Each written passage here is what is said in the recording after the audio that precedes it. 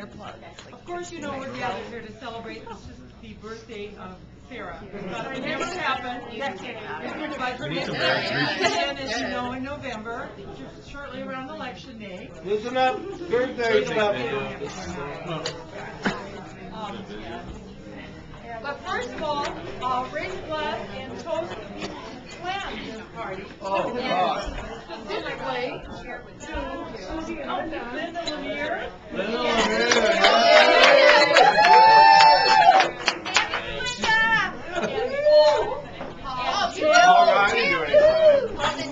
No, you were nice to Susie and Linda while they were doing it.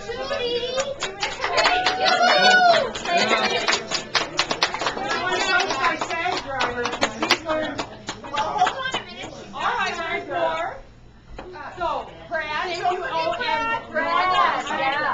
and we have probably the best chauffeur shopper that we've ever had. My friend and pal, Brad Pilardo. And to all you intrepid bikers, cheers. Only one more day. Well, let's hope your butts and all the other pieces came together and be fun.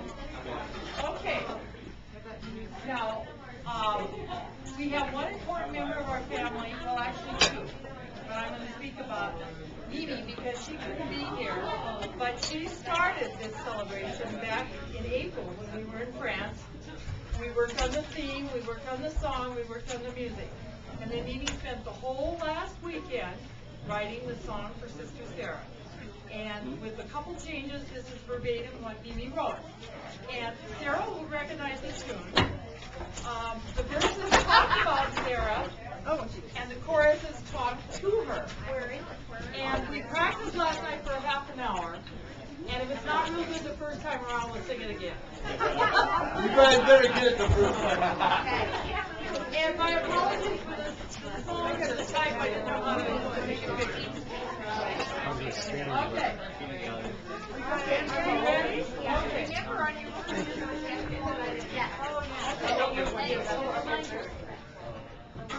Are we ready? Okay. As we was walking one morning for pleasure, we thought about Sarah, our memories lifelong. Her life with 5 sisters, Joe Paul for good measure. We hope you enjoy as we sing her this song. Hi-yi-yo, get along, little Sally. You know that Montana is your natal home. Hi-yi-yo, get along, little Sally. The plains of Montana was your land to roam. Spokane unto Bozeman to Paris, trailblazer. Some months in Italia did further amaze her. Working au pair with a family of 4.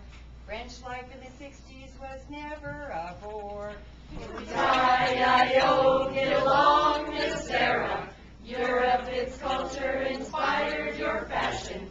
Hi-yi-yo, get along, Miss Sarah. Away from Montana, you fostered your passion. While Sarah was a stylist in jobs that she costumed, New Yorkers had turned round to see her well-groomed. Her ambition and talent you've seen on the TV.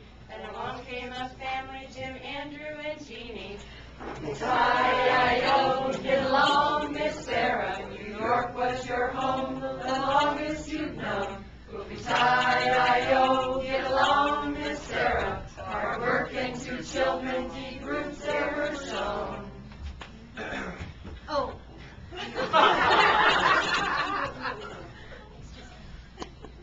Okay. From a window in Utah with vistas so grand, cycling and skiing, fresh powder at hand. Ooh, and more populated plants.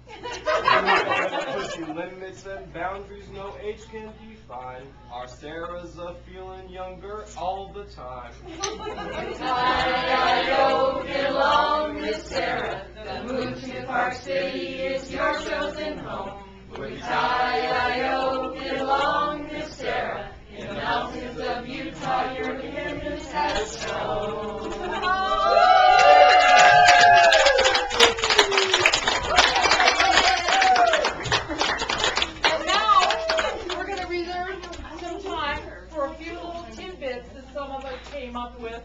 just kind of emerged naturally. I'm going to take a back seat because I committed quite a faux pas when she was a tiny baby, thinking that maybe her diapers should be changed. Not knowing how to do that, I poured perfume all over her. And it hurt and she cried. So, take it away, Katie, you're next. Oh, yeah, that was sorry. Okay, here we go. Okay, I'll do mine. You can think of it. Okay, when I'm the fourth in line, and so when I was ready to go to college, I thought that Gonzaga was in my future. It's hard to follow three sisters, really hard, and they, the teachers and professors always say, "Are you related to such and so?" Okay, so I didn't want to do that. So one summer, Sarah said, "Well, there's this other university that's sort of like Gonzaga, but it's in California." And I said, "Really?" She said, "Yeah, Santa Clara." Hey, that's where I went. Thanks, Sarah. And you got listed there. I did. And I found out later that Santa Clara is like Club Med or seminar. Well, I have two stories. One leads into the other. I took weaving in Bozeman, Montana, and I would sit with my best friend that I grew up, and we talked all the time, and Mrs. Fink didn't like that. What are you talking? What's your name? Lemire? Are you related to Sarah Lemire? Yeah, that's my sister. Oh, I should have known it. She put oranges with, yellows and reds with purples. It was just horrible. I should have known it. And so then I lived with, when Sarah was pregnant with Jeannie, Mom sent me out, Wanda, to help. Wanda got sent out a lot to help her, and I helped her with the shopping bags. Not that she needed a lot of help because she was so strong, but she looked really good all the time. And she had this one long kind of brocaded coat that was actually a bathrobe that she found somewhere. And we were going in the garment district, walking into this one building, and we walked in, and she said, "Do you know who that?" Because I noticed this man looking at her coat. Do you know who that was? That was Ralph Lauren.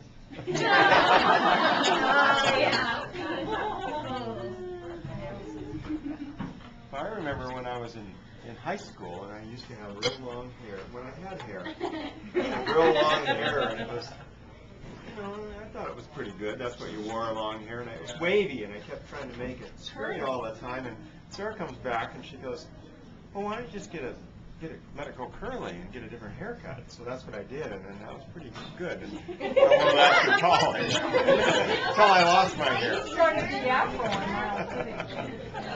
So thank you for that.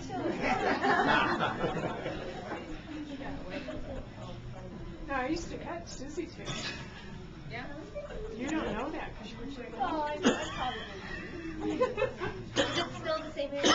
Yeah, she didn't have a little thin, but she had little waves, so I gave her haircuts all the time. And then Mrs. Fink, she told me in the summer I had to go to summer school when I switched colleges because I had credits they didn't count. Apparently 4 years of philosophy don't count at Montana State University as anything. 2 years, 4 credits, 4 semesters of 2 philosophy. plus the light bulb doesn't actually equal 7. But anyhow, her class, she required that I wear a skirt. And it's hot in Bozeman in the summer.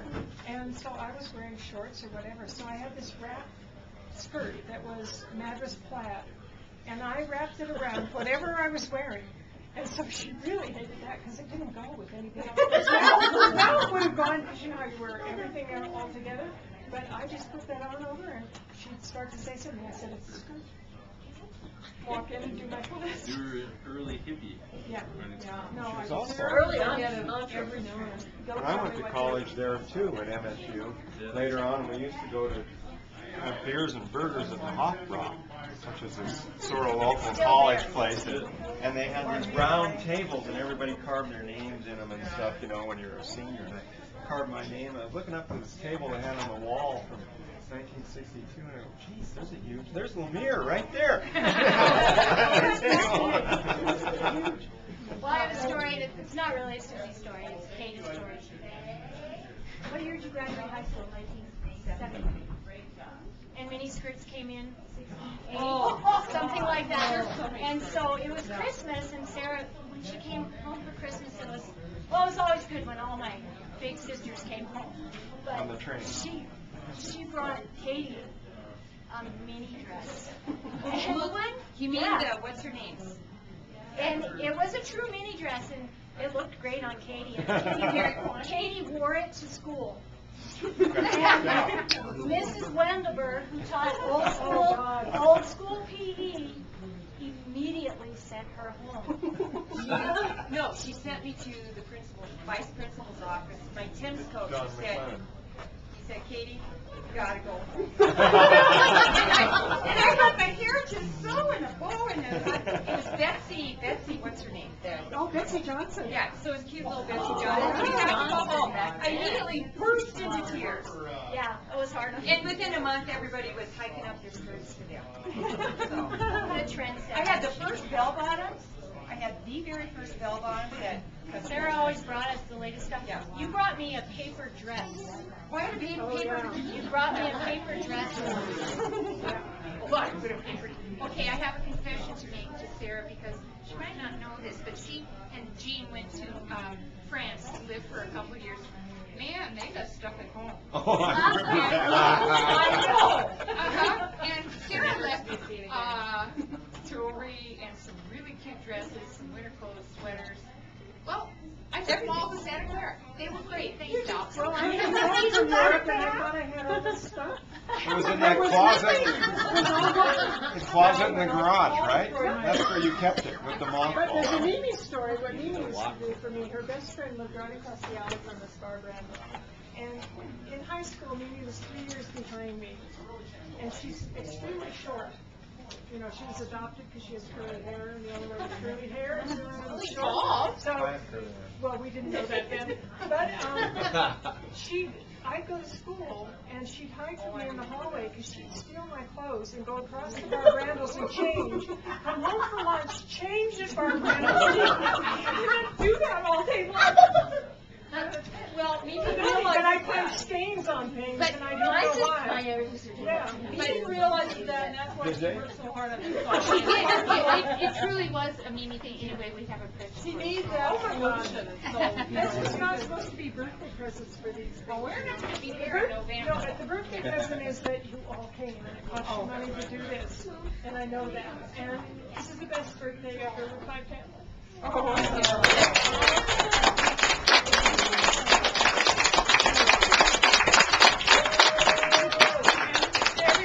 Everybody that knows that I was coming on this ride, and a lot of my friends wanted to come and join us, but they said, "You mean this is what you guys do together? Are you all athletic like you? You're way better."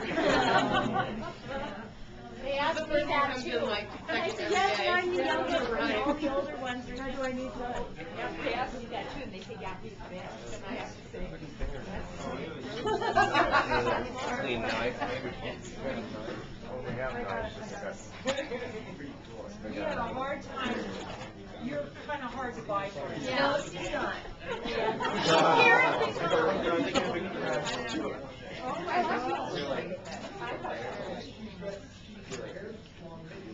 Oh, you guys. It smiles so good. Is this a watercolor? It is custom watercolor.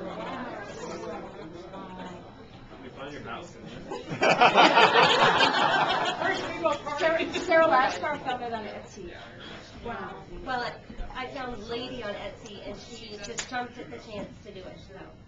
She had no one else. Now, where is it? No, differently, when I was in school, and my sisters and all were in school, we were told that to go on the Yellowstone River was too dangerous. Nobody used the river. You couldn't go touch it.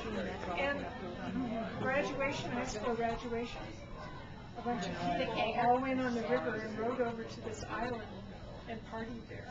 And I did, and I went with them. And I was like, oh my God, I'm going to die. One of these islands, probably. What did you ride on? We heard about World War. There was some pretty rough water right there. Yeah, that's not a safe spot. And people hit their heads because it got shallow there. Well, right where the sun hits the Yellowstone, it's pretty turbulent.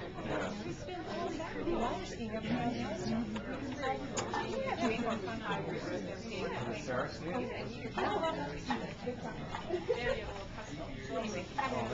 anyway, that's pretty